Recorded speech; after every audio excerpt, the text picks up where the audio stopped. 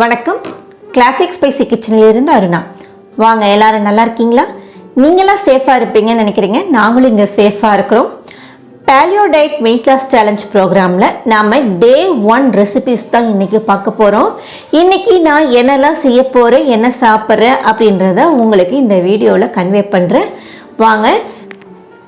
நான் ப்ரஷ் பண்ணிவிட்டு வெறும் வயிற்றில் 2 டீஸ்பூன் தேங்காய் எண்ணெயை குடிக்கிறேன். நம்ம அந்த பாலியோ டயட் ஸ்டார்ட் பண்ணணும்னா காலையில் ப்ரஷ் பண்ணிவிட்டு எம்டி ஸ்டமக்கில் 2 டீஸ்பூன் கோகனட் ஆயில் தேங்காய் எண்ணெயை நம்ம இன்டேக் எடுத்துக்கணும். ஒவ்வொரு மீலுக்கு அப்புறமும் நம்ம ரெகுலராக ஹாட் வாட்டர் குடிக்கிறத பழக்கமாக வச்சுக்கலாம். காலையில் சாப்பிட்டு, மதியம் சாப்பிட்டு, நைட் சாப்பிட்டு, ரெகுலராக 3 வேளை சாப்பிட்டு ஹாட் வாட்டர் எடுத்துக்கலாம். அதே மாதிரி நிறைய தண்ணி குடிக்கணும். இன்னொன்று மெயினாக நம்ம வெயிட் லாஸ் அப்படின்ட்டு எந்த வெயிட் லாஸ் ப்ரோக்ராம் சேலஞ்ச் அப்படின்னு நம்ம ஆரம்பித்தோம்னாலும் நமக்கு மஸ்ட்டாக ஒன்று தேவை. அது என்னன்னா வேயிங் மிஷின் நம்மக்கிட்ட இருக்கணுங்க. இன்னொன்று, அந்த வேயிங் மிஷினில் டெய்லி ஏறி நிறைய பேர் பார்ப்பாங்க. அதை பண்ணாதீங்க அந்த தப்பை. நானும் அந்த தப்பை பண்ணுவேன். நிறைய டிசப்பாயிண்ட் ஆகும். வீக்லி ட்வைஸ் வச்சுக்கோங்க, இல்லைன்னா வீக்லி ஒன்ஸ் பார்த்தீங்கன்னா கூட ஓகே தான். இன்னொன்று, எந்த டயட் ப்ரோக்ராம் எது எடுத்துக்கிட்டாலும் 1 வீக் நமக்கு ரொம்ப ரொம்ப கஷ்டமாக இருக்கும். இதுவும் அப்படி தான். நம்ம அது ஒரு 1 வீக் நீங்கள் கண்ட்ரோல் பண்ணிட்டீங்கன்னா போதும். அதுக்கு தான் மெயினாக என்ன சொல்கிறது, நீங்கள் சாப்பிட்ற உணவை வயிறு ஃபுல்லாக சாப்பிட்டுக்கோங்க. வயிறு ஃபுல்லாக சாப்பிட்றப்ப நமக்கு திரும்ப அந்த பசி உணர்வை தூண்டாது. பசி உணர்வை தூண்டுறப்ப தான் எதையாவது சாப்பிடணுன்ற ஃபீல் இருந்துகிட்டே இருக்கும். அதை நம்ம கண்ட்ரோல் பண்ணிட்டாவே நமக்கு போதும். ரெகுலராக வீடியோஸை நான் உங்களுக்கு அப்லோட் பண்ணுறேன். இன்றைக்கி மதியம் ஐர மீன் தான் பொரிக்க போகிறேன். அதுக்கு ஒரு பேனில் 2 டேபிள் ஸ்பூன் தேங்காய் எண்ணெயை சேர்த்துக்கிட்டு பரட்டி வச்சுருக்கிற ஊற வச்சுருக்கிற ஐர மீனை போட்டு எடுத்துக்கலாம். ஆக்சுவலாக 1/2 டீஸ்பூன் மஞ்சள் தூள், 1 டீஸ்பூன் உப்பு, 2 டேபிள் ஸ்பூன் வரமிளகாய் தூள், ஒரு அரை மூடி எலுமிச்சை சாறையும் சேர்த்து நல்லா பரட்டி 2 மணி நேரம் ஊற வச்சுக்கிட்டேன். இது நல்லா மூடி போட்டு 5 நிமிஷத்துக்கு ஒரு முறை திருப்பி விட்டு நல்லா பொரிச்சு எடுத்துக்கலாம். நம்ம பாலியோ டயட்டில் எண்ணெயில் பொரிச்ச உணவுகளை நம்ம சேர்த்துக்க கூடாதுங்க.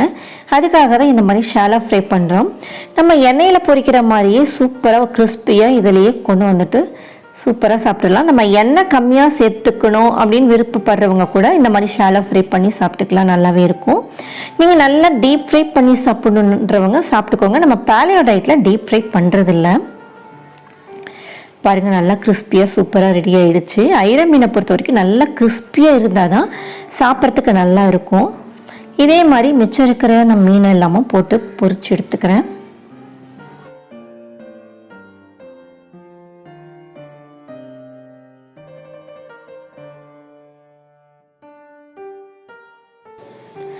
நான் தட்டில் குழம்பு மீனையும் வறுவல் மீனையும் வச்சுருக்கிறேன். என்னோட மதிய மீல் இதுதாங்க. இன்றைக்கி அரிஞ்சான் மீன் எடுத்தோம், குழம்பு வச்சு ஃப்ரை பண்ணோம். ஆக்சுவலாக நம்ம தவாவில் தானே ஃப்ரை பண்ணோம், உங்கள்கிட்ட காமிச்சேன். நான் அரிஞ்சான் மீன் குழம்பு மீனையும் இதே தான் இன்றைக்கி என்னோடய மீன். இது ஒரு 3 மீன் வச்சுருக்கிறேன். ஃப்ரை ஒரு 3 மீன் வச்சுருக்கிறேன். சூப்பராக இருக்குங்க. இது மாதிரி ஒரு முறை நீங்கள் செஞ்சு சாப்பிட்டு பாருங்க, சூப்பராக இருக்கும். நார்மலாக மசாலா போட்டு செய்கிற மீன் 2 துண்டு சாப்பிட்டோம்னா இது 4 துண்டு சாப்பிட முடியும். அந்த அளவுக்கு சூப்பராக இருக்கும். நீங்கள் ஒரு முறை ட்ரை பண்ணுங்கள். நான் சிக்கன் கட்லெட் செய்கிறதுக்காக ஒரு பெரிய வெங்காயம், 3 பச்சை மிளகாய், கொஞ்சமாக புதினா, கொத்தமல்லி தலைகள் எல்லாத்தையும் வச்சுருக்கிறேன். இது ஒரு சாப்பரில் போட்டுட்டு நல்லா பொடியாக சாப் பண்ணி எடுத்துக்கலாம். கட்லெட்டுக்கு நல்லா பொடியாக வேணுங்கிறதுனால சாப்பரில் போட்டு எடுத்துக்கலாம். அப்போ தான் நல்லாயிருக்கும். உங்களால் முடிஞ்சால் நல்லா பொடியாக கூட கட் பண்ணிக்கோங்க.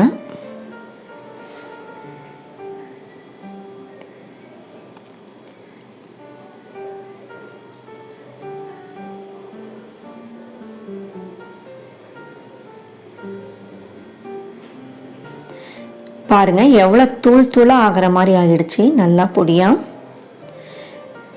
இது கூட ஒரு 1/2 டீஸ்பூன் உப்பை சேர்த்து கலந்து ஒரு பக்கம் வச்சிடலாம்.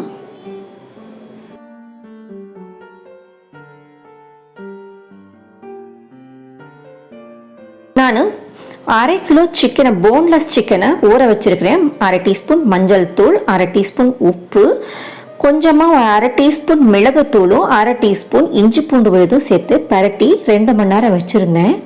இதையும் நல்லா புழிஞ்சிட்டு இந்த மிக்சர் கிரைண்டரில் சேர்த்துக்கலாங்க.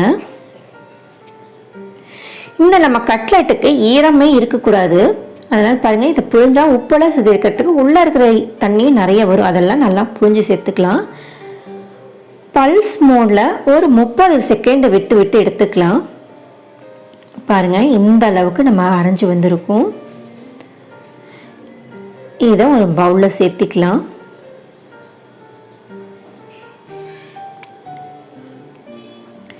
இது கூட நம்ம பொடியை கட் பண்ணி வச்சுருக்கோம் இல்லைங்களா, அந்த வெங்காயம் புதினா கொத்தமல்லி தலையையும் நல்லா புழிஞ்சிட்டு போட்டுக்கலாம். வெங்காயத்துலேருந்து தண்ணி விட்டுருக்கோம், அதையும் நல்லா புழிஞ்சிட்டு சேர்த்துக்கலாம்.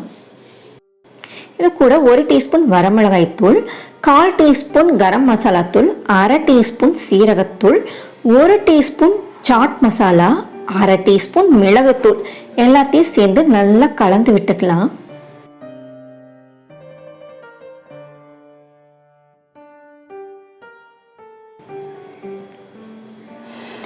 வெங்காயம் புதினா கொத்தமல்லி பச்சை மிளகாய் எல்லா மசாலா எல்லாமே நல்லா இந்த சிக்கனோட கலந்துருச்சுங்க. இது கூட 1 டீஸ்பூன் அளவுக்கு நெய்யை சேர்த்துக்கிட்டு அதையும் நல்லா கலந்துக்கலாம். ஒரு மாதிரி ஃப்ளேவர் நல்லாயிருக்கும்.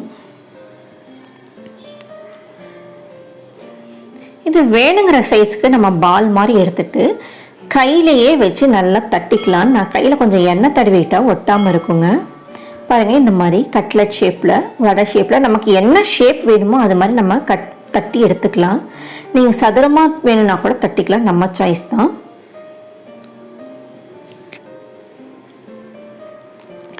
இதை ஒரு தோசை தவால 1 டேபிள் ஸ்பூன் பட்டரை சேர்த்துக்கலாம்.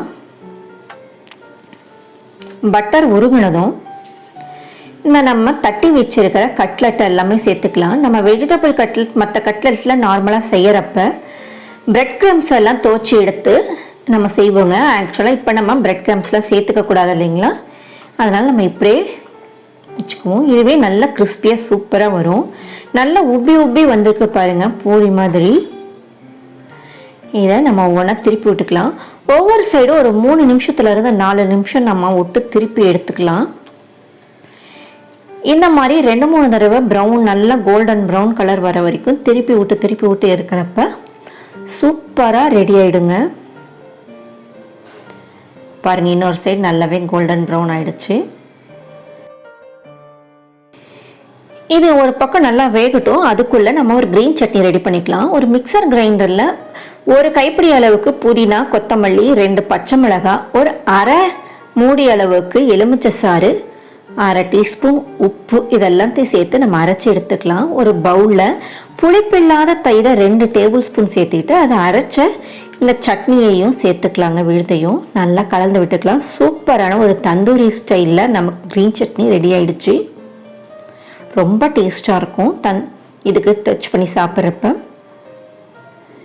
பாருங்கள், எல்லா சைடும் நல்லா கோல்டன் ப்ரௌன் ஆகிடுச்சு. இப்போ எடுத்துடலாம். நல்லா வெந்துடுச்சு.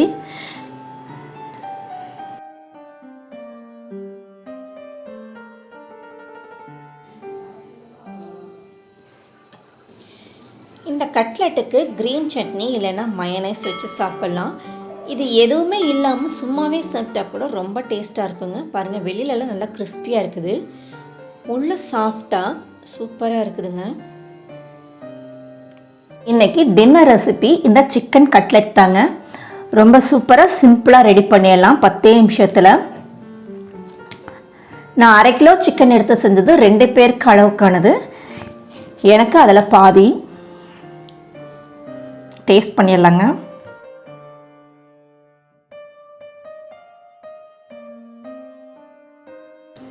ரொம்ப ரொம்ப சூப்பராக இருக்குது. இன்றைக்கி டே 1 ரெசிபிஸ் எல்லாம் பார்த்துருப்பீங்க. ஒவ்வொரு நாளும் எவ்வளோ சிம்பிளாக ஈஸியாக நம்ம மற்ற வேலைகளோட நம்மளோட பாலியோ ரெசிபிஸையும் அதை எப்படி செய்யலாம் எடுத்துக்கலாம் அப்படின்றத நான் உங்களுக்கு ஷேர் பண்ணிகிட்டு இருக்கிறேன். இனி ஒவ்வொரு நாளும் இந்த மாதிரி நான் வீடியோஸ் உங்களோட ஷேர் பண்ணிக்கிறேன். இந்த வீடியோ உங்களுக்கு பிடிச்சிருந்துச்சுன்னா லைக் பண்ணுங்கள், உங்கள் ஃப்ரெண்ட்ஸ் அண்ட் ஃபேமிலிக்கு ஷேர் பண்ணுங்கள். இது வரைக்கும் நீங்கள் நம்ம சேனலுக்கு சப்ஸ்கிரைப் பண்ணாமல் இருந்தீங்கன்னா மறக்காமல் சப்ஸ்கிரைப் பண்ணிக்கோங்க. கூடவே ஒரு பெல் பட்டனையும் கிளிக் பண்ணிட்டீங்கன்னா தான் அப்பப்போ நம்ம போகிற வீடியோஸோட நோட்டிஃபிகேஷன்ஸ்லாம் உங்களுக்கு வரும். அதுலேயே ஆல் பட்டனையும் அழுத்திக்கோங்க மறக்காமல். வாழ்க வளமுடன். நன்றி, வணக்கம்.